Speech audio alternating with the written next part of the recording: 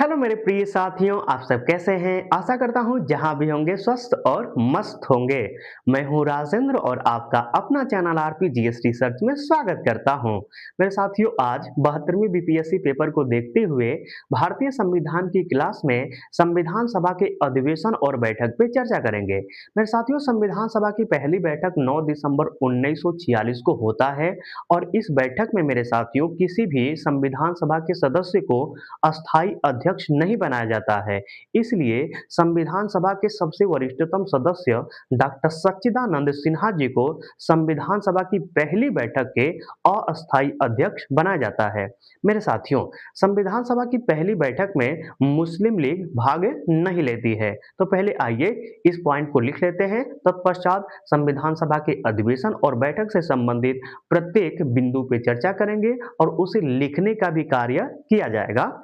तो मेरे साथियों, पहला पॉइंट लिखिएगा, संविधान सभा की पहली बैठक संविधान सभा की सभा की पहली बैठक पहली बैठक बैठक 9 दिसंबर 1946 को 9 दिसंबर 1946 को हुआ को हुआ को हुआ। इस इस बैठक में मुस्लिम लीग भाग नहीं ली। मुस्लिम लीग भाग नहीं ली। मेरे साथियों, यदि हम बात करें कि संविधान सभा की पहली बैठक में कुल कुल कितने सदस्य भाग लिए थे, तो देखिए इसका दो डेटा देता है। एक तो आपका 207 सदस्य देता है और कहीं-कहीं पुस्तक में 2 से 11 सदस्य भी लिखा हुआ है। तो यह प्रश्न कभी आता नहीं है कि संविधान सभा की पहली बैठक में कुल कितने सदस्य भाग लिए थे, ठीक है? लेकिन यह जरूर आ सकता है कि संविधान सभा की पहली बैठक में कौन सी पार्टी भाग नहीं ली थी, तो क्या बताएंगे? मुस्लिम लीग भाग नहीं ली थी। मेरे साथियों, अब यह लिखने का कार्य करेंगे कि संविधान सभा की पहली बैठक के अध्यक्षता किसने किया था, तो लिख लीजिएगा।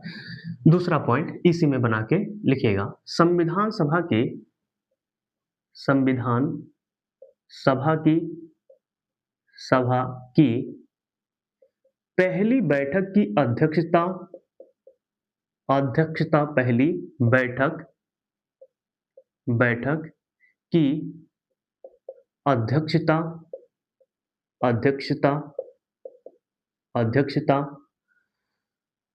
डॉक्टर सच्चिदानंद सिन्हा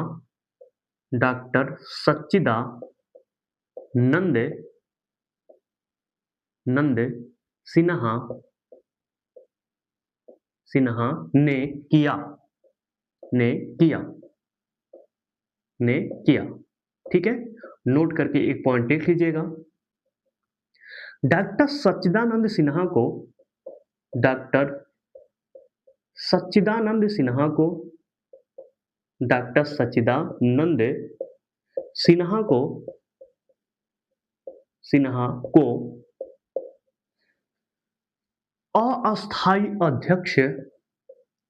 अस्थायी अध्यक्ष बनाया गया था। तो मेरे साथियों, प्रश्न कैसे कैसे पूछा जा सकता है, आइए उस पर चर्चा कर लेते हैं।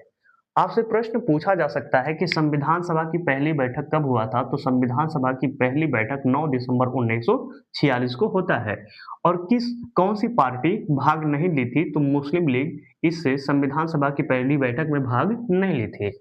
संविधान सभा की पहली बैठक की अध्यक्षता किसने किया था, तो संविधान सभा की पहली बैठक की अध्यक्षता आपके डॉक्टर सच्चिदानंद सिन्हा ने किया था। एक तो यह प्रश्न बन सकता है और दूसरा प्रश्न बन सकता है, क्या डॉक्टर सच्चिदानंद सिन्हा को अस्थायी अध्यक्ष बनाया गया था, तो नहीं, डॉक्टर सच्चिदानंद सिन्हा को क्या बनाया गया था, अस्थायी अध्यक्ष बनाया गया था। ठीक है मेरे साथियों, अब हम बात करेंगे तीसरे पॉइंट पर ठीक है। और तीसरा पॉइंट हम ये लिखने वाले हैं कि 11 दिसंबर 1946 को संविधान सभा का अस्थायी अध्यक्ष डॉक्टर राजेंद्र प्रसाद जी को बनाया गया, जबकि संविधान सभा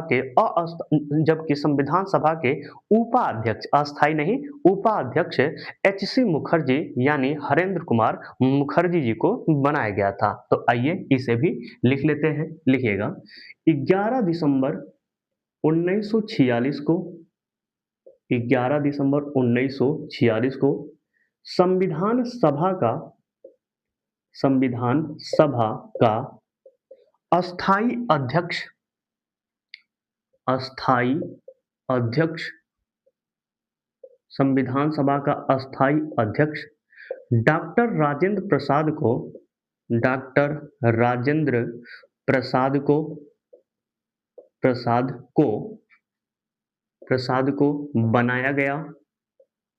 बनाया गया, जबकि जबकि उपाध्यक्ष जबकि उपाध्यक्ष एच.सी. मुखर्जी, इनका पूरा नाम है हरेंद्र कुमार मुखर्जी, लिखना चाहते हैं तो लिख सकते हैं, लिख लीजिएगा।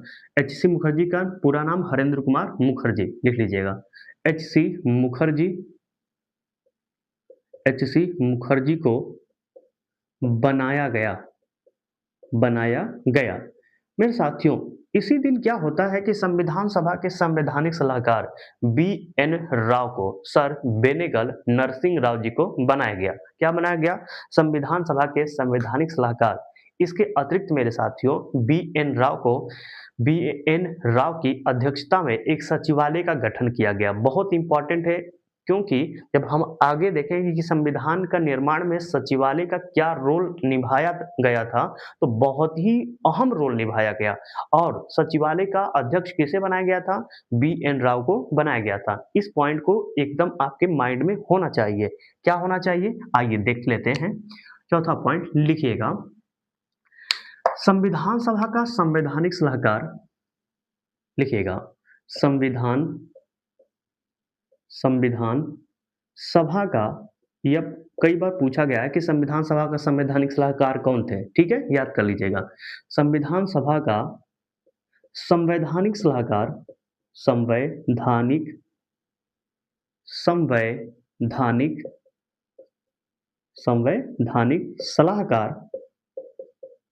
सलाहकार बी.एन. राव को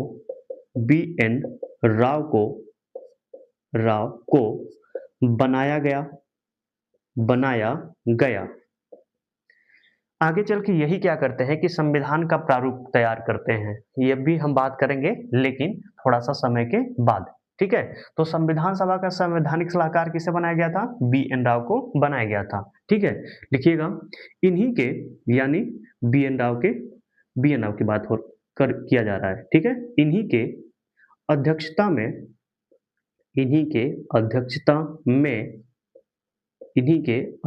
में एक सचिवालय का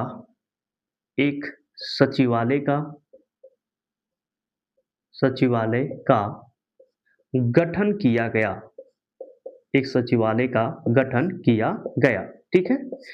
इतना पॉइंट याद रख लीजिएगा। और सबसे इंपॉर्टेंट पॉइंट क्या है इसमें? तो संविधान सभा के संवैधानिक सलाहकार किसे बनाया गया था? तो बी.एन. राव को बनाया गया था, और इन्हीं की अध्यक्षता में क्या किया गया? एक सचिवालय का गठन किया गया, ठीक है। मेरे साथियों, 11 दिसंबर 1946 के जस्ट 2 दिन बाद, यानी 13 दिसंबर 1946 को पंडित जवाहरलाल नेहरू ने संविधान सभा में उद्देश्य प्रस्ताव प्रस्तुत किया। और उद्देश्य प्रस्ताव पे मेरे साथियों एक लंबी बहस हुई, और लंबी बहस होने के बाद 22 जनवरी 1947 को उद्देश्य प्रस्ताव पारित हो जाता है। यह भी कई बार प्रश्न पूछा गया है कि उद्देश्य प्रस्ताव को संविधान सभा में किसने पेश किया था, कब पेश किया था और कब पारित हुआ था। तो आइए इसे भी लिख लेते हैं। लिखिएगा, 13 दिसंबर 1946 को 13 दिसंबर 1946 को पंडित नेहरू के द्वारा उद्देश्य प्रस्ताव उद्देश्य प्रस्ताव सदन में, सदन या संविधान सभा में लिख सकते हैं, लिख लीजिएगा, नहीं तो आप कंफ्यूज होंगे। लिखिएगा उद्देश्य प्रस्ताव संविधान सभा में, संविधान सभा में, सभा में पेश किए, पेश किए। एक लंबी बहस के बाद, एक लंबी बहस के बाद, बहस के बाद 22 जनवरी 1947 को, 22 जनवरी 1947 को उद्देश्य प्रस्ताव, उद्देश्य प्रस्ताव पारित हो जाता है, पारित हो जाता है, उद्देश्य प्रस्ताव पारित हो जाता है। मेरे साथियों, इसके बाद क्या होता है कि एक अधिनियम आता है जिसका नाम होता है भारत शासन अधिनियम 1947। और भारत शासन अधिनियम 1947 के तहत मेरे साथियों, जो ब्रिटिश भारत था वह दो भागों में विभक्त हो जाता है। एक एक भाग बनता है ब्रिटिश भारत का भारत, और दूसरा भाग बनता है पाकिस्तान। यानी जो हमारा भारत रहता है, जिसे हम कहते हैं ब्रिटिश भारत। ब्रिटिश भारत क्यों कहते हैं? क्योंकि हम गुलाम थे, और हमको गुलाम कौन बनाया था? ब्रिटिश के लोग ने बनाया था, इंग्लैंड के लोग ने बनाया था। ठीक है, तो 1947 में मेरे साथियों जो ब्रिटिश भारत होता है वह दो भागों में टूट जाता है, भारत और पाकिस्तान में। तो मेरे साथियों, जो संविधान सभा का गठन किया जाता है, और संविधान सभा में कुल 389 सदस्य रहते हैं।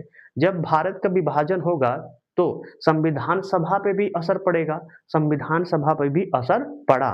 इसमें मेरे साथियों जो 389 सदस्य थे, इनमें से 90 जो सदस्य हैं वह पाकिस्तान में शामिल थे। यानी जो क्षेत्र था पाकिस्तान का, जो आज क्षेत्र है, वहां से लगभग 90 सदस्य संविधान सभा में शामिल थे। तो 90 सदस्य कहाँ चले गए? पाकिस्तान में। अब संविधान सभा में कुल सदस्यों की संख्या बच गई आपके 299, जिनमें से 229 सदस्य निर्वाचित थे, और आपके 70 सदस्य मेरे साथियों देसी रियासत से थे। आइए इसे भी लिख लेते हैं, छठवां पॉइंट करके लिख लीजिएगा, लिखिएगा भारतीय स्वतंत्रता अधिनियम, लिखिएगा भारतीय स्वतंत्रता, भारतीय स्वतंत्रता अधिनियम 1947 के तहत, भारतीय स्वतंत्रता अधिनियम 1947 के तहत British Bharat, British Bharat, British Bharat का विभाजन हुआ, ब्रिटिश भारत का विभाजन हुआ, जिस कारण, जिस कारण, जिस कारण संविधान सभा में, संविधान सभा में, सभा में सदस्यों की संख्या, सदस्यों की संख्या घटकर, घटकर 299, 299, जिसमें से आपके 229 सदस्य निर्वाचित थे। 229 सदस्य क्या थे? निर्वाचित, निर्वाचित, और आपके 70 सदस्य मनोनीत थे, देसी रियासत से थे, मनोनीत, मनोनीत थे। ठीक है, मनोनीत थे। तो मेरे साथियों, घटना क्या है? घटना ये है कि भारतीय स्वतंत्रता अधिनियम 1947 के तहत ब्रिटिश भारत का विभाजन हुआ। जब विभाजन हुआ तो हमारे संविधान सभा पे भी असर पड़ा, और संविधान सभा में जो 389 सदस्य थे, कितने सदस्य थे? 389, ठीक है, सदस्य थे। उनमें से कितने सदस्य बचे? आपके 299, यानी 90 सदस्य कहाँ चले गए? पाकिस्तान में। 290 सदस्यों में से 229 सदस्य निर्वाचित थे, जबकि आपके 70 सदस्य मनोनीत थे, और इन्हीं मनोनीत को हम बोलते हैं देसी रियासत से सदस्य। ठीक है मेरे साथियों, स्वतंत्रता के बाद संविधान सभा की पहली बैठक 31 अक्टूबर 1947 को होता है। तो यह भी लिख लीजिएगा, पॉइंट इंपॉर्टेंट है, लिखिएगा। स्वतंत्रता के बाद, स्वतंत्रता के बाद, स्वतंत्रता के बाद संविधान सभा की पहली बैठक, संविधान सभा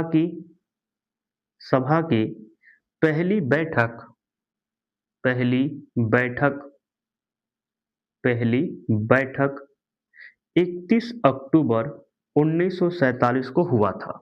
कब हुआ था? 31 अक्टूबर 1947 को हुआ था। और संविधान सभा की पहली बैठक कब हुआ था?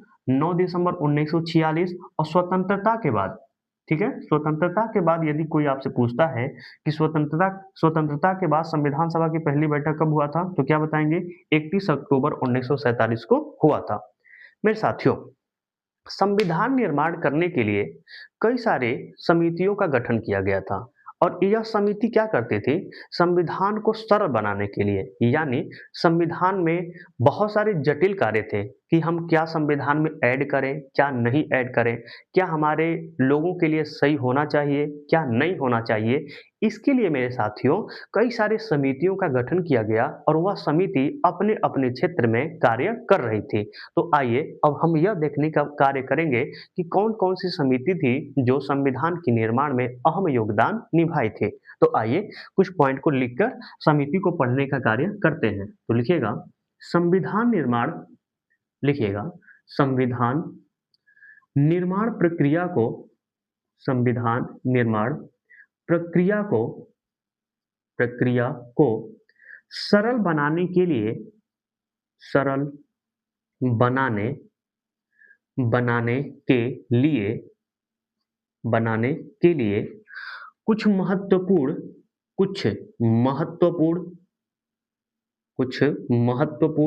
समितियों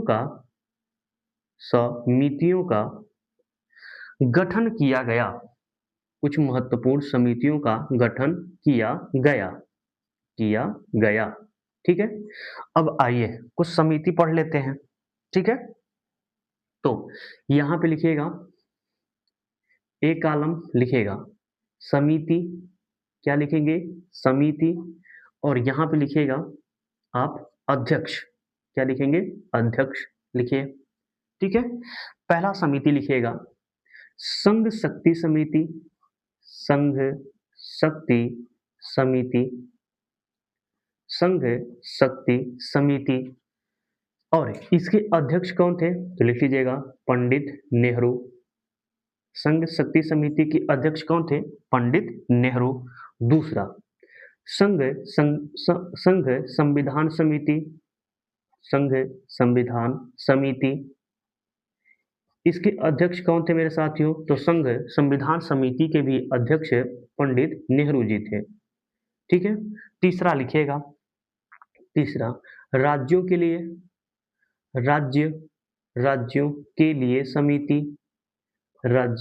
लिए समिति, इसके अध्यक्ष किसे बनाया गया था?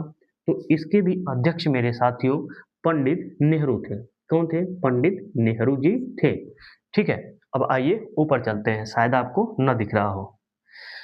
इसके अतिरिक्त मेरे साथियों नेक्स्ट लिखिएगा 4 नंबर प्रारूप समिति।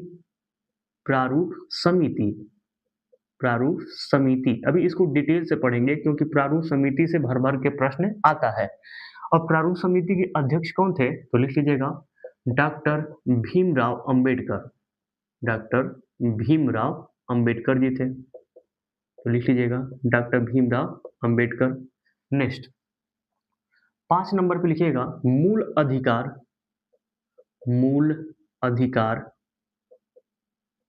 अधिकार एवं अल्पसंख्यकों के लिए सलाहकार या इसी को बोलते हैं मेरे साथियों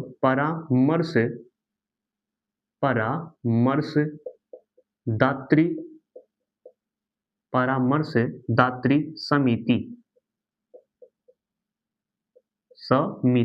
और इसके अध्यक्ष कौन थे? तो मेरे साथियों इसके अध्यक्ष बनाए गए थे सरदार पटेल जी को। किसे बनाया गया था? सरदार पटेल जी को बनाया गया था। याद कर लीजिएगा, बहुत इंपॉर्टेंट है, पूरा नहीं देता है। ठीक है। कभी भी पूछेगा तो यहाँ से प्रश्न पूछ लेगा, परामर्शदात्री समिति के अध्यक्ष कौन थे? सरदार पटेल। या पूछ देगा सलाहकार समिति के अध्यक्ष कौन थे? तभी क्या होगा? आपके सरदार पटेल। और पूरा दे दिया तभी क्या होगा? सरदार पटेल। ठीक है, याद कर लीजिएगा, बहुत इंपॉर्टेंट है। इसके अतिरिक्त मेरे साथियों समिति थी प्रांतीय संविधान समिति, लिख लीजिएगा, प्रांतीय संविधान समिति, प्रांतीय संविधान समिति, प्रांतीय संविधान समिति। इसके अध्यक्ष कौन थे? तो इसके भी अध्यक्ष मेरे साथियों थे सरदार पटेल, लिख लीजिएगा, सरदार पटेल जी थे। इसके अतिरिक्त मेरे साथियों 7 नंबर पे लिखिएगा रियासत, रियासत समिति, रियासत समिति। इसके बाद लिखिएगा नियम समिति। अभी सब एक ही है, इसके अध्यक्ष जैसे रियासत समिति के अध्यक्ष एक ही हैं, नियम समिति के भी वही हैं जो रियासत समिति के हैं। नेक्स्ट लिखिएगा संचालन, संचालन समिति, संचालन समिति। और एक और लिख लीजिएगा झंडा समिति, झंडा समिति। मेरे साथियों यह 4 समिति के अध्यक्ष एक हैं जिनका नाम है डॉक्टर राजेंद्र प्रसाद, डॉक्टर राजेंद्र प्रसाद। बहुत इंपॉर्टेंट है, इन्हें भी याद कर लीजिएगा। जब भी समिति से प्रश्न बनेगा आपके पेपर में, कूट में बनता है, मिलान कीजिए, वैसे बनता है। ठीक है, नेक्स्ट लिखिएगा डीपीएसपी समिति, डीपीएसपी समिति। मेरे साथियों यदि आपसे हम बात करें कि डीपीएसपी समिति के आपके अध्यक्ष कौन थे, तो क्या बताएंगे? आपको बताना पड़ेगा डीपीएसपी समिति के अध्यक्ष कौन थे? तेज बहादुर सप्रू। कौन थे? तेज बहादुर सप्रू जी थे। ठीक है, याद कर लीजिएगा, बहुत इंपॉर्टेंट है। इसके अतिरिक्त मेरे साथियों लिखिएगा सुप्रीम कोर्ट समिति, सुप्रीम कोर्ट समिति। यहाँ पे समिति लिख लीजिएगा, ठीक है, सुप्रीम कोर्ट समिति। मेरे साथियों सुप्रीम कोर्ट समिति के अध्यक्ष कौन थे? एस वर्धाचारी, लिख लीजिएगा। कौन थे? एस वर्धाचारी, एस वर्धाचारी जी थे। ठीक है, नेक्स्ट लिखिएगा 10 नंबर सदन समिति, सदन समिति। मेरे साथियों यदि बात किया जाए कि सदन समिति के अध्यक्ष कौन थे, तो क्या बताएंगे? सदन समिति के अध्यक्ष थे पट्टाभी, पट्टाभी सीतारमैया, पट्टाभी सीतारमैया, रमैया। नेक्स्ट मेरे साथियों लिखिएगा 11 नंबर पे कार्य संचालन समिति, कार्य संचालन, कार्य संचालन समिति। मेरे साथियों यदि हम कार्य संचालन समिति की बात करें तो कार्य संचालन समिति के अध्यक्ष किसे बनाया गया था? तो बनाया गया था, लिख लेते हैं नाम, के एम मुंशी को। इनका पूरा नाम कन्हैयालाल मणिकलाल मुंशी। ठीक है, के एम मुंशी जी को बनाया गया था। ठीक है, अब आइए नेक्स्ट 12 नंबर पे लिखिएगा संविधान सभा के, संविधान सभा के, सभा के कार्यों के लिए समिति, कार्यों के लिए समिति, संविधान सभा के कार्यों के लिए समिति, संविधान सभा के कार्यों के लिए समिति किसे बनाया गया था? तो लिख लीजिएगा गणेश वासुदेव मावलंकर जी को, गणेश वासुदेव मावलंकर जी को बनाया गया था, याद कर लीजिएगा। नेक्स्ट 2 समिति और लिखेंगे। पहला लिखिएगा मूल अधिकार, मूल अधिकार उप समिति, मूल अधिकार उप समिति। मेरे साथियों इसका अध्यक्ष किसे बनाया गया था? तो मूल अधिकार उप समिति का अध्यक्ष आपको जे बी कृपलानी जी को बनाया गया था, जे बी कृपलानी जी को बनाया गया था। इनका पूरा नाम है जीवतराम भगवान दास कृपलानी। ठीक है, नेक्स्ट 15 नंबर पे लिखिएगा अल्पसंख्यक, अल्पसंख्यक उप समिति, अल्पसंख्यक उप समिति। दो उप समिति देखे हैं आपका, पहला है मूल अधिकार उप समिति, दूसरा है क्या? अल्पसंख्यक उप समिति। और इसके अध्यक्ष मेरे साथियों थे एच.सी. मुखर्जी। कौन थे? एच.सी. मुखर्जी जी को बनाया गया था। तो मेरे साथियों ये कुछ समिति हैं जहां से आपके पेपर में प्रश्न आता रहता है। ठीक है, याद कर लीजिएगा। यह सभी समितियों ने अपने क्षेत्र में कार्य किए। कार्य करने के बाद सभी समिति अपना रिपोर्ट प्रतिवेदन सचिवालय को सौंप देती हैं। सचिवालय के अध्यक्ष कौन रहते हैं? आपके बी.एन. राव। बी.एन. राव क्या करते हैं? इन सभी समितियों की समीक्षा करते हैं और 60 देशों का संविधान अध्ययन करते हैं।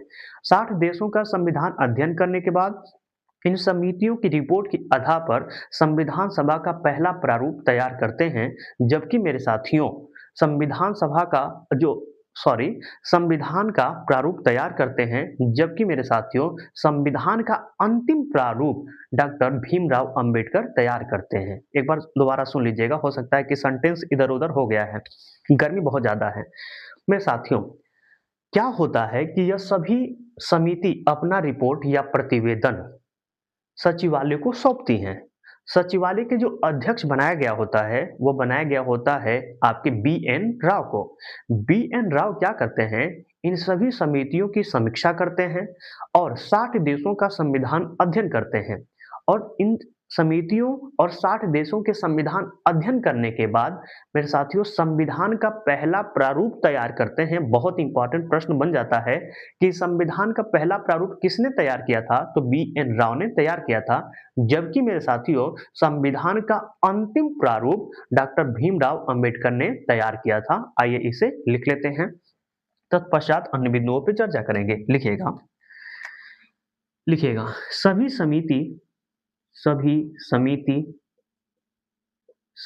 समिति अपना अपना रिपोर्ट या इसी को बोलते हैं प्रतिवेदन। लिख लीजिएगा, अपना रिपोर्ट या प्रतिवेदन सचिवालय को सौंप दिए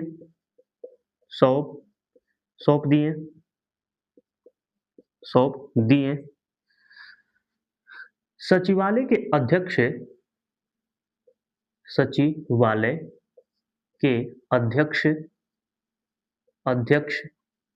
बी.एन. राव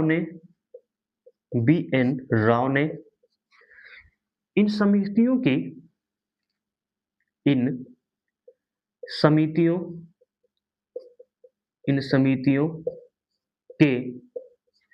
रिपोर्ट के आधार पर इन समितियों की रिपोर्ट के आधार पर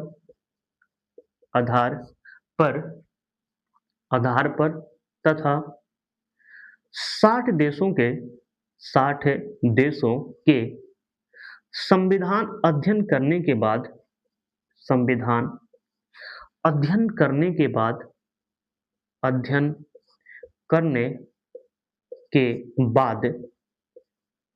करने के बाद बी.एन. राव ने संविधान का पहला प्रारूप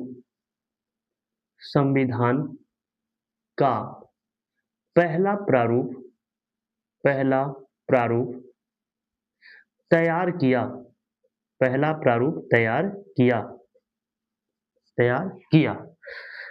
ठीक है, तो संविधान सभा का पहला प्रारूप किसने तैयार किया था? कई बार मेरे साथियों यह प्रश्न पूछा गया है, तो क्या बताएंगे? संविधान सभा का पहला प्रारूप बी.एन. राव ने तैयार किया था। ठीक है, और कैसे तैयार किए थे? तो सभी समितियों की रिपोर्ट के आधार पर और 60 देशों के संविधान अध्ययन करने के बाद संविधान का पहला प्रारूप तैयार किया था। किसने किया था? बी.एन. राव ने किया था। जबकि यहाँ पे नोट करके लिखिएगा, ध्यान देने वाली बात है, ध्यान दीजिएगा, ध्यान देने वाली बात है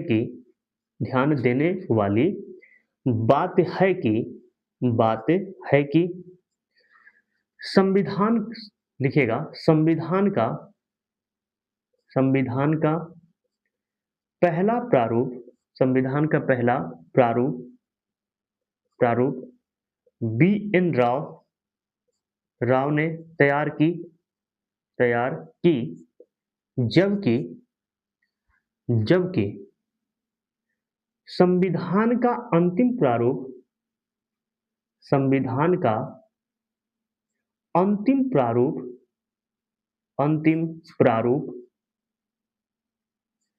डॉक्टर भीमराव अंबेडकर डॉक्टर भीमराव अंबेडकर ने तैयार किया ने तैयार किया।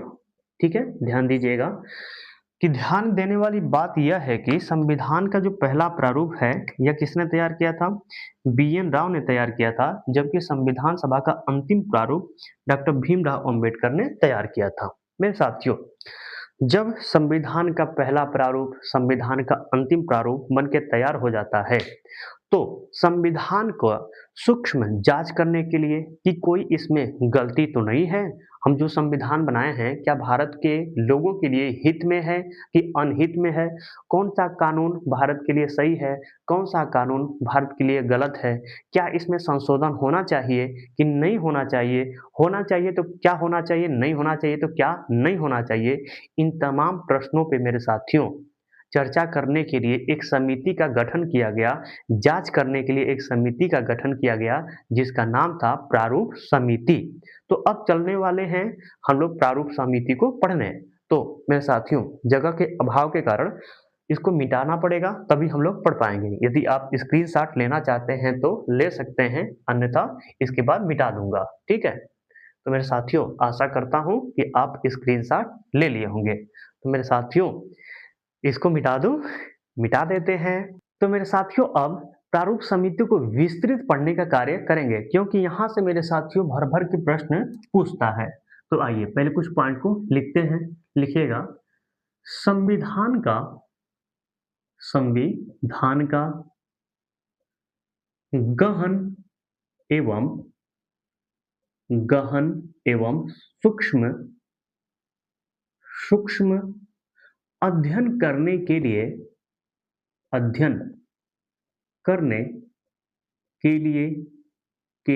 लिए प्रारूप समिति का गठन किया गया। प्रारूप समिति का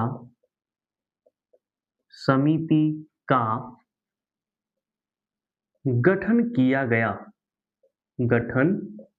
किया गया। अब आइए प्रारूप समिति को समझ लेते हैं। लिखिएगा, प्रारूप समिति, हेडिंग बना लीजिएगा, प्रारूप समिति। मेरे साथियों समिति समिति को मसौदा समिति भी कहते हैं, तो याद करके लिख लीजिएगा, मसौदा समिति। और प्रारूप समिति को मेरे साथियों पांडुलेखन समिति भी कहते हैं, तो लिख लीजिएगा, पांडुलेखन समिति। और इसे मेरे साथियों अंग्रेजी में कहते हैं ड्राफ्ट कमेटी, वह भी लिख लीजिएगा, ड्राफ्ट कमेटी।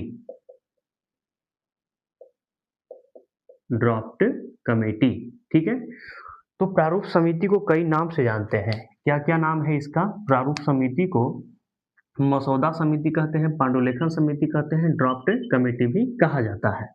मेरे साथियों, यदि प्रारूप समिति के गठन की बात करें, गठन और इसका गठन कब हुआ था और इसने अपना रिपोर्ट कब दिया, कई बार पूछ लेता है। और इसके अध्यक्ष किसे बनाए गए थे, ठीक है, और इसमें कुल सदस्य कितने थे, यह भी पूछ लेता है। केवल सदस्य अगर बात करें, केवल सदस्य कितने थे, तो ऐसे भी प्रश्न पूछा गया है। और सदस्यों का नाम क्या क्या है, यहाँ से प्रश्न पूछता है, प्रत्येक पॉइंट से प्रश्न बनता है। जितना लिखवाए मेरे साथियों सबसे प्रश्न आपके पेपर में प्रश्न पूछा गया है। गठन, यदि हम गठन की बात करें तो 29/8 ऐसे भी लिख सकते हैं, 29/8/1947, या ऐसे भी लिख सकते हैं 29 अगस्त 1947 को इसका गठन हुआ था। किसका? प्रारूप समिति का। कुछ भी याद कर लीजिएगा, ऐसे या ऐसे। रिपोर्ट की बात करें तो यह 21 फरवरी को अपना रिपोर्ट सौंप देता है 1948 को। कौन? प्रारूप समिति। अध्यक्ष की बात करें तो अभी हम लोग जब प्रारूप समिति जब समितियां सब पढ़ रहे थे तो वहां पे भी देखे हैं, तो प्रारूप समिति के अध्यक्ष कौन थे? तो प्रारूप समिति के अध्यक्ष थे मेरे साथियों डॉक्टर भीमराव अंबेडकर जी थे। कुल सदस्य की बात करें तो मेरे साथियों कुल सदस्य में 7 थे। क्यों 7 थे? क्योंकि एक अध्यक्ष प्लस 6 सदस्य, तो केवल सदस्य की बात करेंगे तो कितने हो जाएंगे? 6। सदस्यों का नाम क्या है? आइए अब जान लेते हैं। पहले डॉक्टर भीमराव अंबेडकर एक सदस्य तो यही हो जाएंगे। दूसरा दूसरा सदस्य लिखिएगा आप गोपाल स्वामी अयंगर। गोपाल स्वामी गोपाल स्वामी अयंगर आयंगर यह हमारे चौथे सदस्य हैं। दूसरे पहले कौन है? डॉक्टर भीमराव अंबेडकर। तीसरे सदस्य लिखिएगा अल्लादी अल्लादी कृष्ण स्वामी अय्यर। कृष्ण स्वामी अय्यर अल्लादी कृष्ण स्वामी अय्यर। कृष्ण स्वामी अय्यर। ठीक है। तीसरा लिखिएगा सैयद लिखिएगा सैयद मोहम्मद सादुल्ला। मोहम्मद सादुल्ला सैयद मोहम्मद सादुल्ला। चौथा के एम मुंशी। के एम मुंशी कन्हैया लाल मणिक लाल मुंशी। ठीक है। पांचवें नंबर पे लिखिएगा एन माधव राव। एन माधव राव। मेरे साथियों यह बी एल मित्र की जगह आए थे और बी एल मित्र क्या हो गए थे? त्यागपत्र दे दिए थे। ठीक है। नेक्स्ट छठवां नंबर पे लिख लीजिएगा टीटी कृष्णमाचारी। टीटी कृष्ण मचारी। और यह मेरे साथियों टीटी जो कृष्णमाचारी हैं यह डीबी खेतान की जगह आए थे। डीबी खेतान की मृत्यु हो जाती है तो उनके स्थान पे नए सदस्य किसको बनाया जाता है? आपके टीटी कृष्णमाचारी को बनाया जाता है। और एन माधव राव को किसके जगह पे लाया जाता है? बी एल मित्र के जगह पे लाया जाता है। तो मेरे साथियों यदि सदस्यों की बात करें तो कुल कितने सदस्य हैं? 6। ठीक है। कितने सदस्य हैं? 6 हैं। कौन कौन है? गोपाल स्वामी अयंगर एक सदस्य। दूसरे अल्लादी कृष्ण स्वामी अय्यर दूसरे सदस्य हैं। ठीक है। और सैयद मोहम्मद सादुल्ला यह कितने हो जाएंगे? आपके तीसरे नंबर के हो जाएंगे। के एम मुंशी चौथे नंबर के हो जाएंगे। ठीक है। और आपके एन माधवराव पांचवें नंबर के हो जाएंगे। और आपके टीटी कृष्णमाचारी किस नंबर के हो जाएंगे? तो मेरे साथियों यह हो जाएंगे आपके छठवें नंबर के सदस्य। जबकि हम एक और जोड़ दें डॉक्टर भीमराव अंबेडकर तो कितने सदस्य हो जाएंगे आपके? तो टोटल 7 सदस्य हो जाएंगे। ठीक है। तो मेरे साथियों ये आपके क्या है? कुल सदस्यों की संख्या है। और जब यह समिति मेरे साथियों पूरी संविधान का गहन एवं सूक्ष्म अध्ययन करती है और अपना जो संविधान है जब सौंपती है। ठीक है। जब सूक्ष्म एवं गहन अध्ययन करने के बाद जब संविधान को सौंपती है संविधान सभा को तो इस पर 3 वाचन आयोजित किया जाता है। वह 3 वाचन क्या होता है? इसका क्या मतलब होता है? आइए उसे समझने का प्रयास करते हैं। तो लिखिएगा प्रारूप प्रारूप समिति द्वारा सौंपे गए सौंपे सौंपे गए सौंपे गए संविधान पर 3 वाचन 3 वाचन हुआ। ऐसे लिख लीजिएगा 3 वाचन हुआ। अभी बता रहे हैं। ठीक है।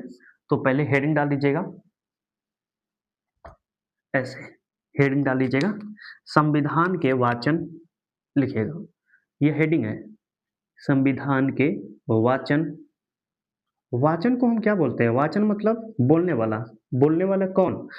बोलने वाला आप खुद ऐसे नहीं बोल सकते हैं यार तुम बहुत कुत्ता कमीना हो।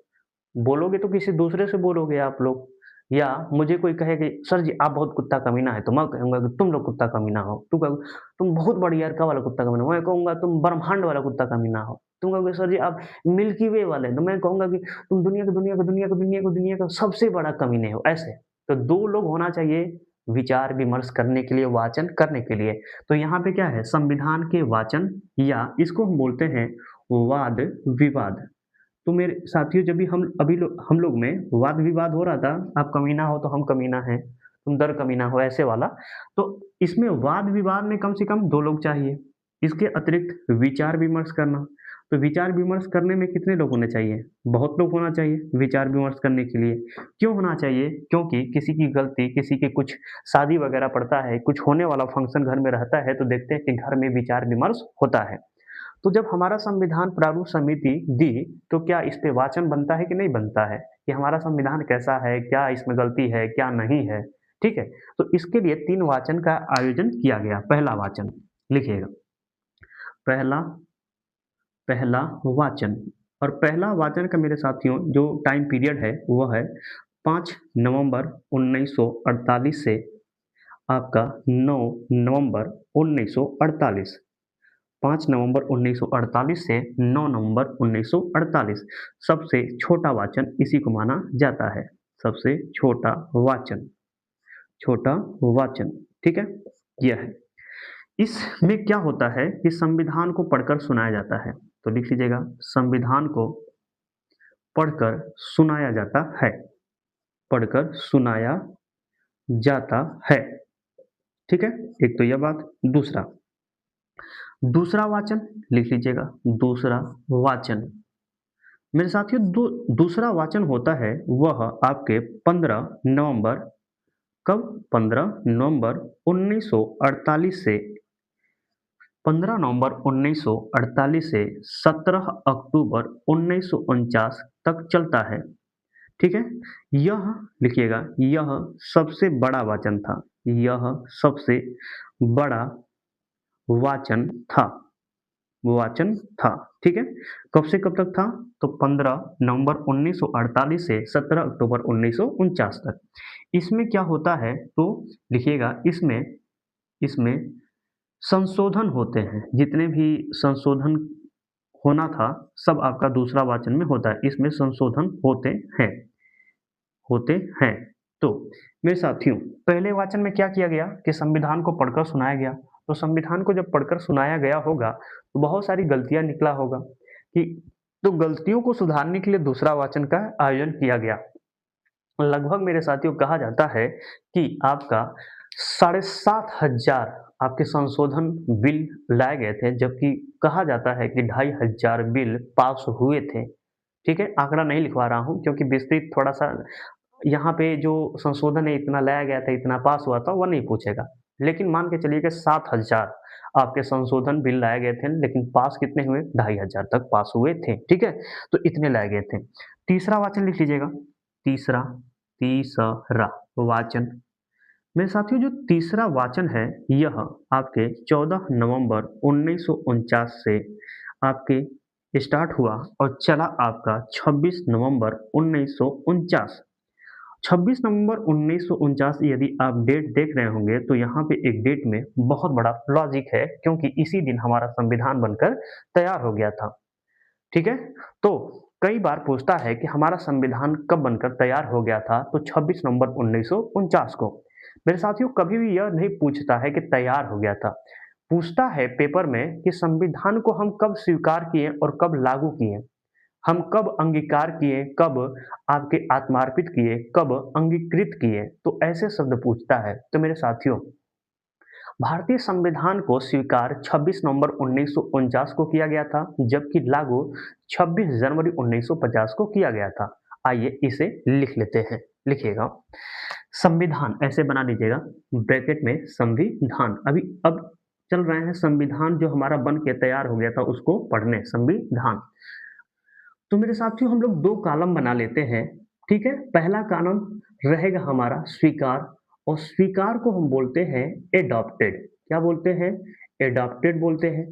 तो मेरे साथियों हम अपने संविधान को कब स्वीकार किए थे? तो हम अपने संविधान को मेरे प्रिय साथियों 26 नवंबर 1949 को स्वीकार कर लिए थे। इसी को हम बोलते हैं कि हमारा संविधान कब बनकर तैयार हो गया था, तो 26 नवंबर 1949 को। मेरे साथियों दूसरे कॉलम में हम लिखेंगे लागू करना। हमारा संविधान कब लागू हुआ, कब इन फोर्स हुआ था, कब इनफोर्स हुआ था, कब लागू हुआ था? तो मेरे साथियों हमारा संविधान 26 जनवरी 1950 को लागू हो गया था। मेरे साथियों स्वीकार को कुछ अन्य शब्दों के नाम से भी जानते हैं। जैसे हम कहते हैं कि हमारा संविधान कब अंगीकार हुआ था, कब आत्मार्पित किए थे, कब अधिनियमित किए थे। तो मेरे साथियों, हम अपने संविधान को 26 नवंबर 1949 को अंगीकार किए। क्या किए? अंगीकार किए। हम क्या किए? आत्मार्पित किए। क्या किए? आत्मार्पित किए। और क्या किए? हम अपने संविधान को अधिनियमित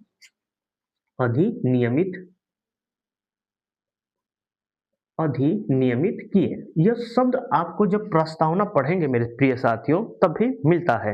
क्या मिलता है? कि देखिए, अंगीकार का मतलब क्या होता है कि कोई भी चीज को आप अपने शरीर का अंग बनाते हैं, यानी अपने बॉडी का अपना अंग बनाते हैं। कहते हैं ना कि तुम्हारा दिल मेरे पास है, मेरा दिल तुम्हारे पास है। ऐसा तो है नहीं कि उसका दिल तुम आपके पास है, आपके पास दो दिल हो जाएगा, एक दिल को बेच दीजिएगा, आप 10 लाख का मालिक हो जाएंगे तुरंत। ऐसा तो है नहीं। कहने का मतलब है, जब आपका प्रेम का भाषा है मेरे साथियों, तो संविधान जब हमारा बन के तैयार हो गया, तो हम कहें अपने संविधान को कि तुम हमारे अब अंग हो गए हो, तुम मेरे अब हिस्सा हो गए हो, आत्मार्पित, तुम मेरे आत्मा में अब धस गए हो, तुम जो कहोगे तो वो मैं करूंगा, तुम कहो तो मैं माउंट एवरेस्ट पे जाके कूद जाऊंगा, ऐसे वाली बात, ठीक है। और अधिनियमित का मतलब होता है तुम मेरे अब कानून बने गए हो, जो कहोगे तो मैं लागू करूंगा और मानूंगा, चलूंगा उसी रास्ते, उसी डगर से, ठीक है। तो मेरे साथियों, हम अपने संविधान को कब अंगीकार किए थे? 26 नवंबर 1949। आत्मार्पित कब किए थे? 26 नवंबर 1949। अधिनियमित कब किए थे? 26 नवंबर 1949 को, ठीक है। आइए अब बात करते हैं कुछ नेक्स्ट पॉइंट पे। मेरे साथियों, 26 नवंबर 1949 को आपके जो भारतीय संविधान में कुल अनुच्छेद हैं, उनमें से कुछ अनुच्छेदों को आपके 26 नवंबर 1949 को लागू कर दिए थे और कुल अनुच्छेदों की संख्या आपकी 16 बताई जाती है। आइए लिख लेते हैं, लिखिएगा। 26 नवंबर 1949 को 26 नवंबर 1949 को संविधान के कुछ अनुच्छेदों को संविधान के कुछ संविधान के कुछ अनुच्छेदों को लागू किया गया लागू किया लागू किया गया, जिसकी संख्या जिसकी संख्या जिसकी संख्या 16 है। कितनी है? 16 है। कहीं कहीं पुस्तकों में 15 भी मिल जाएगा, ठीक है। आइए देख लेते हैं कौन कौन से अनुच्छेद हैं जो 26 नवंबर 1949 को लागू हो गए थे। पहला, 5, 6, 7, 8, 9, ठीक है। 5, 6, 7, 8, 9, और ये सब कैसे हैं आपके अनुच्छेद? नागरिकता के अनुच्छेद हैं, सब बात करेंगे, ठीक है। इसके बाद है मेरे साथियों 60 है, 324 है, 366 है, 367 है, 300 आपका 79 है, 380 है, 388 अनुच्छेद लागू किया गया था, 391, 392, 393 और 394 में सभी अनुच्छेदों को शामिल किया गया है। यानी जो भी अनुच्छेद लागू किया गया था, यह अनुच्छेद 394 के तहत लागू किया गया था। यदि काउंट करें, 1, 2, 3, 4, 5, 6, 7, 8, 9, 10, 11, 12, 13, 14, 15, और इन 15 अनुच्छेदों को किस अनुच्छेद के तहत लागू किए थे? तो 394 अनुच्छेद के तहत लागू किए थे। तो किसी किसी किताब में इसको नहीं मानता है कि लागू किए थे, और किसी किसी किताब में मान लेता है, इसलिए बड़ा कन्फ्यूजन रहता है, ठीक है। तो मेरे साथियों, इतने अनुच्छेदों को 26 नवंबर 1949 को हम क्या किए थे? लागू कर दिए थे। मेरे साथियों, संविधान के निर्माण में कुल आपकी 11 अधिवेशन हुए थे, जबकि 165 दिन बैठक चला था। तो कई बार पूछता है कि संविधान निर्माण में कुल कितने अधिवेशन हुए थे? तो क्या बताएंगे? 11 अधिवेशन हुए थे, जबकि कुल कितने दिन बैठक चले? तो 165 दिन बैठक चला था। आइए इसे भी लिख लेते हैं, लिखिएगा। संविधान निर्माण में संविधान निर्माण में निर्माण में संविधान निर्माण में कुल 11 अधिवेशन हुए, कुल 11 अधिवेशन हुए, अधिवेशन हुए, जबकि जबकि 165 दिन बैठक चला, 165 दिन बैठक चला चला, ठीक है। तो मेरे साथियों, कभी पूछे कि संविधान सभा के निर्माण में कुल कितने अधिवेशन हुए, तो क्या बताएंगे? 11 अधिवेशन हुए थे। और कितने बैठक हुए थे? तो 165 दिन बैठक चला था। मेरे साथियों, अब क्या होता है? तो लिखिएगा 11वां अधिवेशन के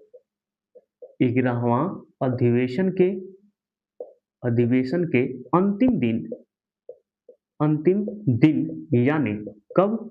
26 नवंबर 1949 को 49 को 49 को संविधान को 49 को संविधान को स्वीकार कर लिया गया। संविधान को स्वीकार कर लिया गया। संविधान को स्वीकार कर लिया गया, ठीक है। इसी में लिखिएगा 11वां अधिवेशन के अतिरिक्त 11वां अधिवेशन के अतिरिक्त संविधान सभा का अंतिम बैठक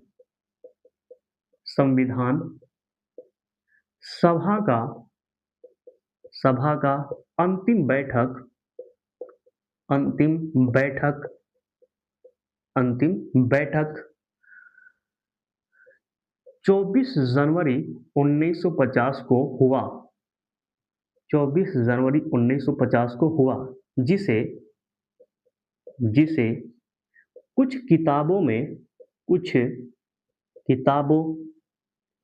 किताबों यानी बुक, कुछ किताबों या बुक में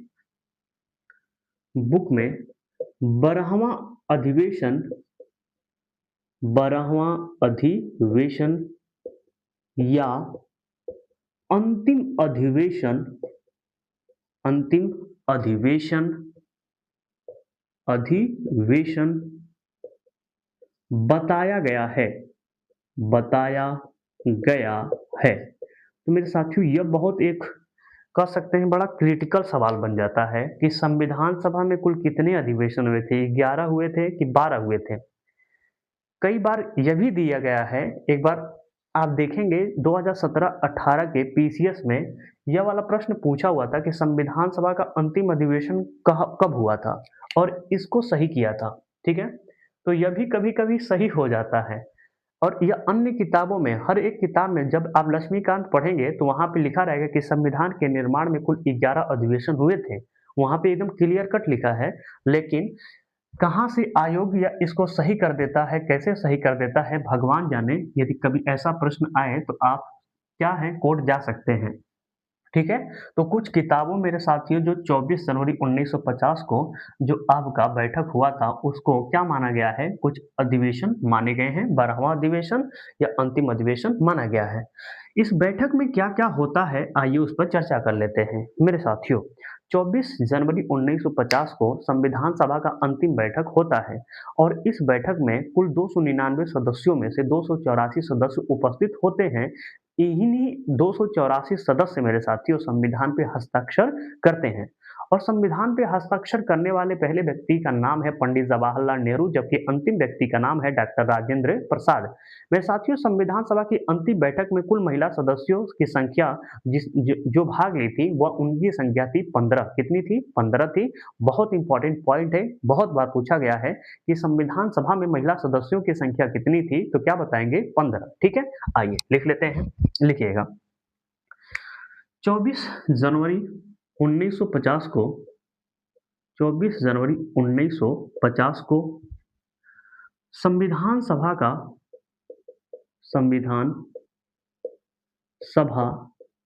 के संविधान सभा के कुल 299 सदस्यों में से कुल 299 सदस्यों में से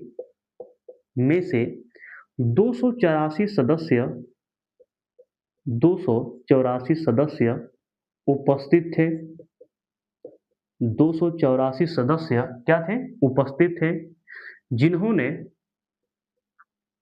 जिन्होंने जिन्होंने संविधान पर हस्ताक्षर किया, संविधान पर हस्ताक्षर किया, हस्ताक्षर किया, संविधान पर हस्ताक्षर किया। ठीक है, लिखिएगा लिखिएगा संविधान पर पहला हस्ताक्षर पंडित नेहरू, जबकि अंतिम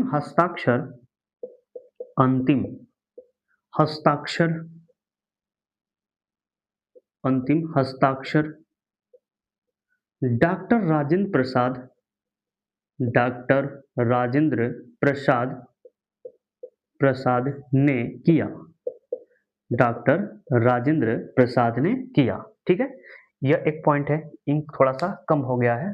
ठीक है, तो थोड़ा सा आप लोग 1 मिनट रुक जाइएगा, इंक डाल दे थोड़ा सा।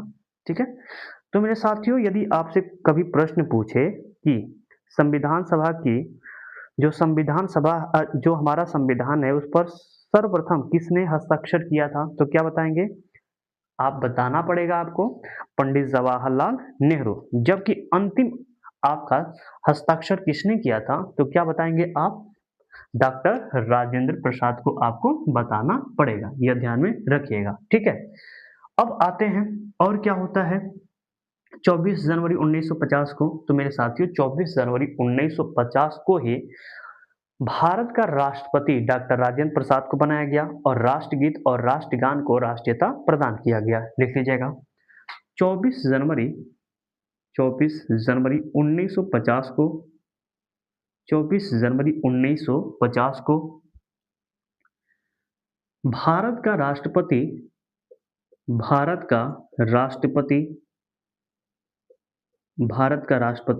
डॉक्टर राजेंद्र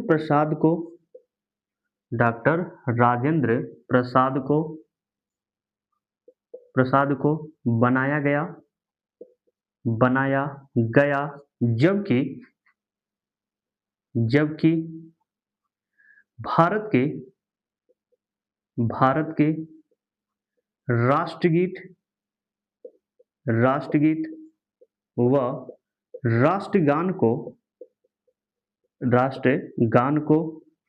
राष्ट्रीयता प्रदान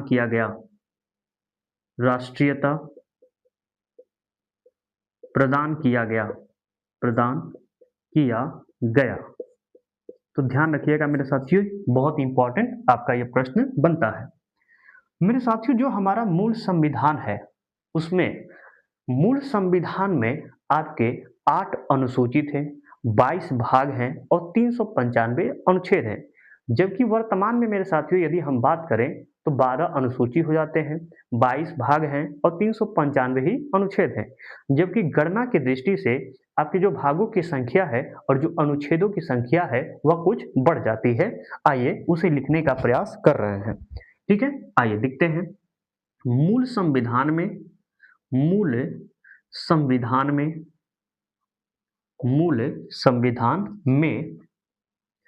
संविधान का मतलब हमारा जब संविधान बनकर तैयार हो गया था, लागू कर लिया गया, स्वीकार कर लिया गया, यानी 26 नवंबर 1949 की बात किया जा रहा है। ठीक है, मूल संविधान में 8 अनुसूची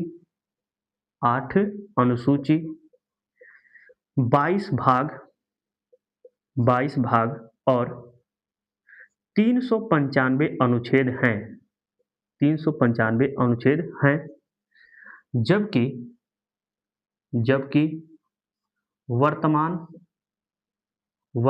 संविधान में 12 अनुसूची 22 भाग और 395 अनुच्छेद हैं और 395 अनुच्छेद हैं। ठीक है, गणना की दृष्टि से पॉइंट बना लीजिएगा, लिख लीजिएगा। गणना की दृष्टि से गणना की दृष्टि से 12 अनुसूची 12 अनुसूची 25 भाग 450 प्लस अनुच्छेद हैं। यह गणना क्या होता है मैं बता चुका हूँ आपको, ठीक है।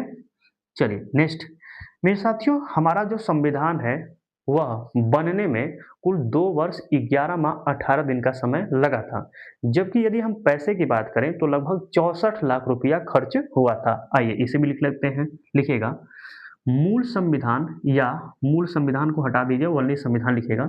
संविधान निर्माण में संविधान निर्माण में संविधान निर्माण में कुल संविधान निर्माण में कुल 2 वर्ष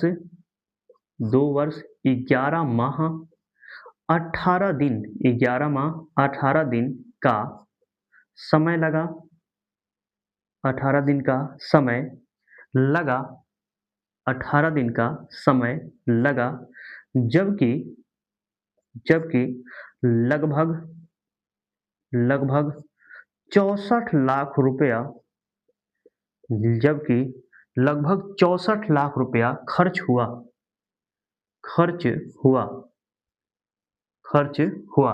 संविधान निर्माण में कुल कितना समय लगा? 2 वर्ष 11 माह 18 दिन का समय लगा था, जबकि कुल कितना खर्च हुआ? तो मेरे साथियों आपके लगभग 64 लाख रुपया खर्च हुआ था, ठीक है। मेरे साथियों यदि हम बात करें कि मूल संविधान में कुल कितना पृष्ठ है, तो कितना है? 251। और हमारा मूल संविधान रखा कहाँ गया है? तो संसद भवन के पुस्तकालय भवन में एक हीलियम से भरा एक बॉक्स है, उसी बॉक्स में रखा गया है।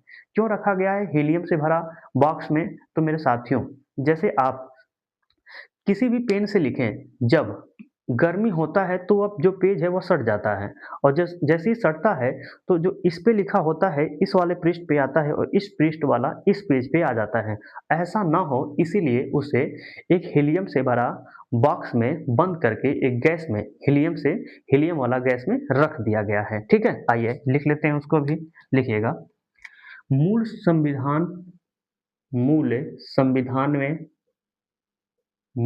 संविधान में कुल 251 पृष्ठ है, यानी पेज है। कितना पेज है? 251। लिखिएगा मूल संविधान को मूल संविधान को मूल संविधान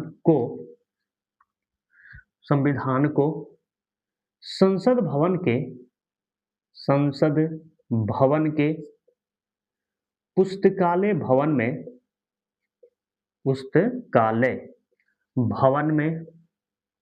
में हीलियम से भरा हीलियम से भरा बॉक्स में हीलियम से भरा बॉक्स में रखा गया है। हीलियम से भरा बॉक्स में रखा गया है। मेरे साथियों जो हमारा मूल संविधान था उसकी 1000 कापियां देहरादून के सर्वे ऑफ इंडिया प्रेस से छापी गई थी। ये जब आप एनसीईआरटी का जो पुस्तक है संविधान का उसमें पढ़ेंगे तो यह शब्द मिल जाएगा, ठीक है। तो यह भी लिख लीजिएगा, बहुत इंपॉर्टेंट है। लिखिएगा संविधान के सर्वप्रथम 1000 कापियां देहरादून के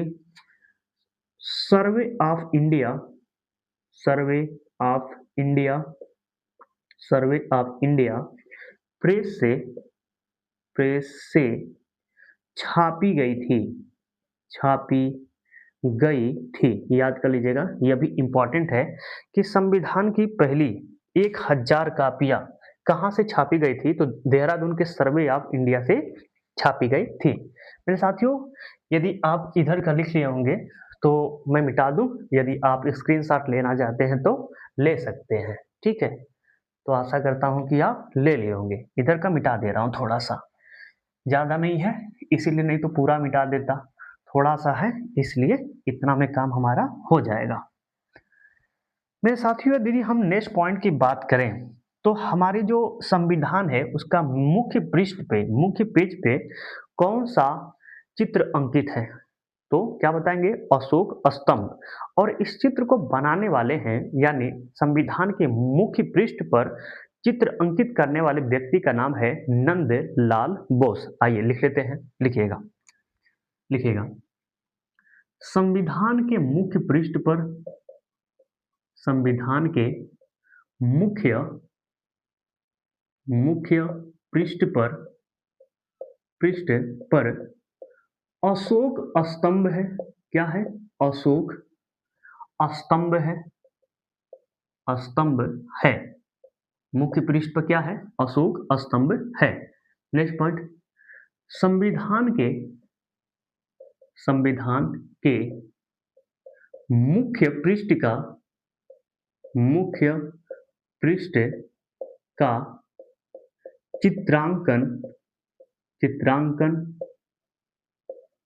चित्रांकन नंदलाल बोस ने किया था। नंदलाल बोस ने किया था।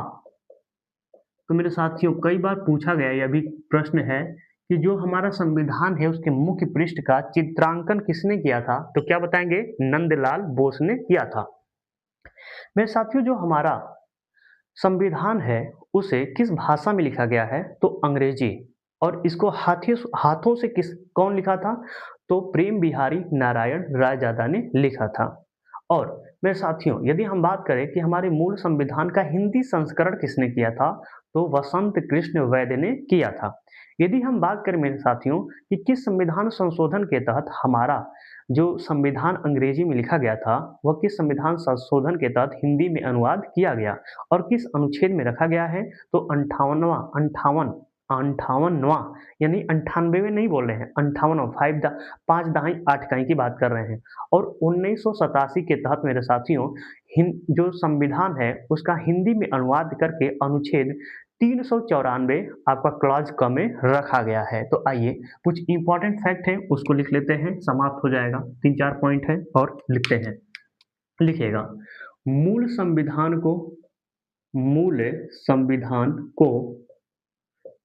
संविधान को अंग्रेजी में, किसमें? अंग्रेजी में लिखा गया है। मूल संविधान को किसमें लिखा गया है? अंग्रेजी में। लिखिएगा। अपने हाथों से लिखने वाले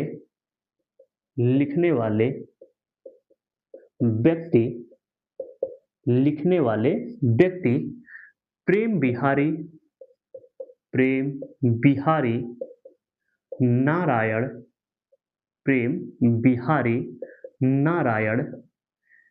रायजादा है।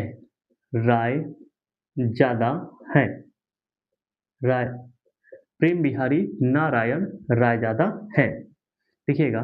मूल संविधान का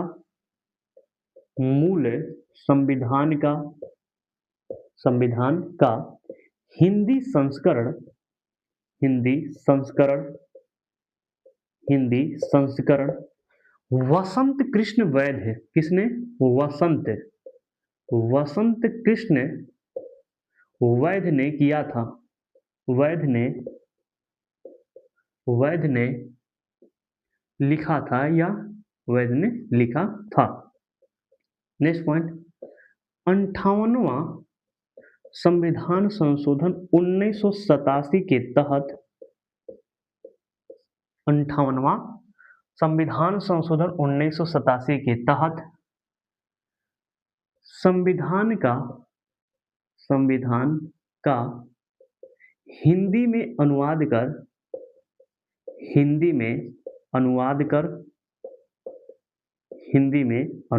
कर अनुच्छेद 394 क्लॉज क में रखा गया है। ठीक है मेरे साथियों, यदि हम बात करें कि हमारा जो संविधान सभा था उसमें महिला सदस्यों की संख्या कितनी थी? 15। तो लिख लीजिएगा, बहुत इंपॉर्टेंट यह भी है, लिखिएगा। संविधान सभा में संविधान सभा में कुल महिला सदस्य कुल महिला सदस्य 15 थी 15 थी। कुछ का नाम लिख लीजिएगा, बेगम एजाज रसूल, बेगम एजाज रसूल लिखिएगा। संविधान सभा में एकमात्र मुस्लिम महिला सदस्य कौन थी? बेगम एजाज रसूल। दूसरा, 10 कयानी वेलायुधन 10 कयानी वेलायुधन लिख लीजिएगा। इनके बारे में भी बहुत इंपॉर्टेंट तथ्य है। संविधान सभा में एकमात्र दलित महिला सदस्य थी। कौन? 10 कयानी वेलायुधन दलित महिला सदस्य थी। एक और लिख लीजिएगा, बस लिख लीजिएगा, एनी मस्करीनी। मेरे साथियों, यह संविधान सभा की एकमात्र देशी रियासत से महिला सदस्य थी। तो लिख लीजिएगा, संविधान सभा में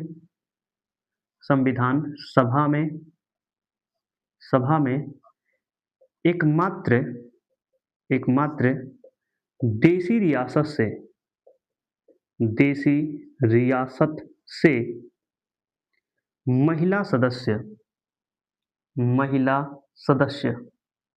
महिला सदस्य थी। कौन थी? 10 कयानी वेलायुधन। अरे आपकी एनी मस्करीनी।